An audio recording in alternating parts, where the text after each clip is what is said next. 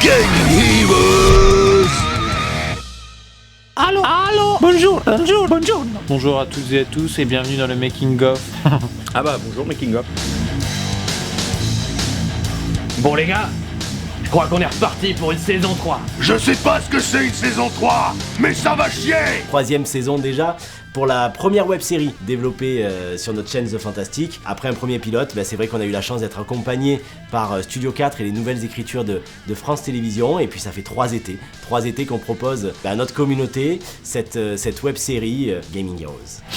Wow, mes chéris, je vous adore, c'est génial. Tiens, de leur mots, explique-leur l'histoire. Alors du coup, la saison 3 de Gaming Heroes, on s'est centré sur le thème des reboots et des remakes. Et en fait, ce qu'on a fait, c'est qu'on a utilisé nos personnages qui sont tous des personnages de jeux vidéo, qui ont toutes des versions alternatives d'eux-mêmes. Donc en fait, on commence avec Nario et on découvre une version différente de celle qu'on connaît, donc il a des couleurs qui sont différentes, etc. Et en fait, nos personnages vont découvrir qu'ils existent dans des versions alternatives. Ces versions alternatives se font assassiner. En gros, ça va être 8 épisodes d'enquête où ils vont essayer de remonter la piste de ce tueur de reboot et de remake.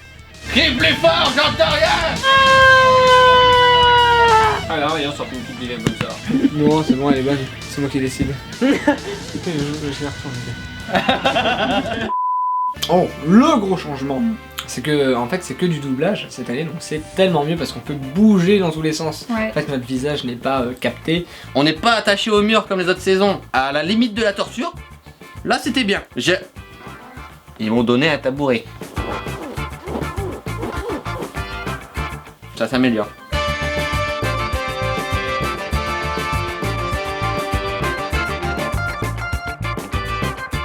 Là, par exemple, on est en train de tourner ce making-of. Je m'adresse de manière tout à fait naturelle, de manière tout à fait décontractée. Pourquoi ?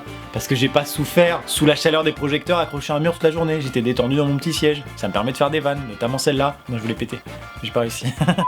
Nario, oh, mon vieil ami, s'il te plaît, dis-moi si c'est grave. Est-ce que je vais m'en sortir? Sonic, mon frère, ce n'est qu'une égratignure. Tu seras sur pied dans 2 jours, je te le promets. Tout est incroyable, je vous le dis. L'événement est incroyable. Alors bien sûr, c'est incroyable aussi.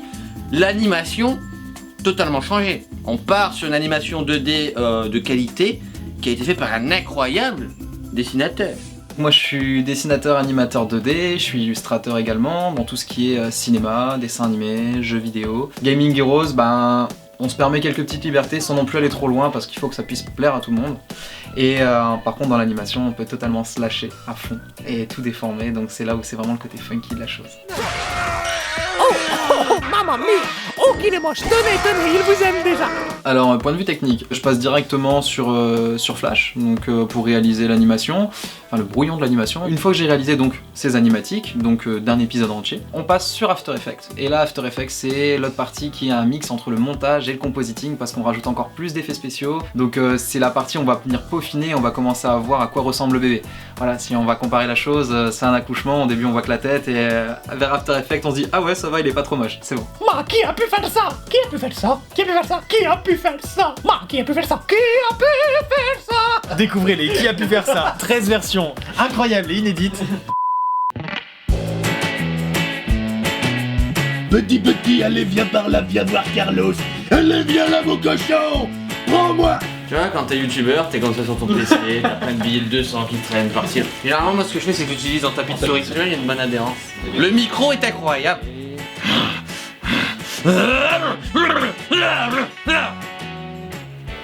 Je fais ça totalement safe control. Je peux passer totalement normal, je te parle comme ça, et d'un seul coup, j'enclenche, c'est ce qu'on appelle le talon.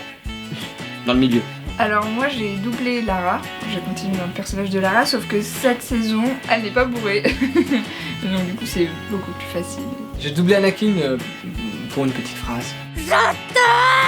Oui, bon, ça va, on sait. Je vais me démerder. Et j'ai surtout doublé le nouveau méchant, encore une fois, J.J. Abrams. Il y a une chose en tout cas qui n'a pas changé par rapport à la saison 2, c'est mon t-shirt. Voilà. Comme dans la saison précédente, le personnage que je double, eh bien il s'agit de Carlos, la brute épaisse qui a un petit grain de folie, un tout petit cerveau, Et qui parle comme ça avec la voix de Rambo. Patron, j'ai trouvé un clodo. Et en plus, il pue, comme les vrais. C'est un personnage qui est vraiment très fun à faire parce que j'adore faire les voix de débiles et j'adore prendre la voix de Stallone pour dire des conneries.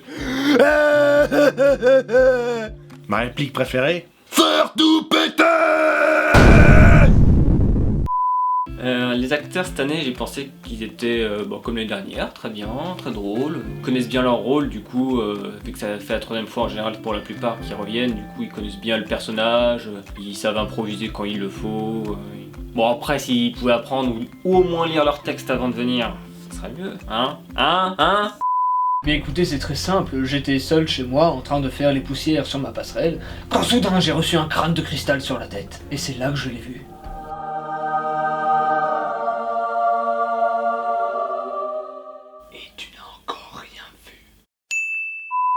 Top, attendez 2 minutes. Allô, chérie? Oui. Je ne rentrerai pas ce soir, désolé. Oui, vas-y. C'est bon, Marie, d'accord. Soldat, votre mission est très simple. Premièrement, abonne-toi à The Fantastic. Ensuite, abonne-toi à Studio 4. Et bien évidemment, soldat, n'oublie pas de laisser un pouce bleu. Terminé.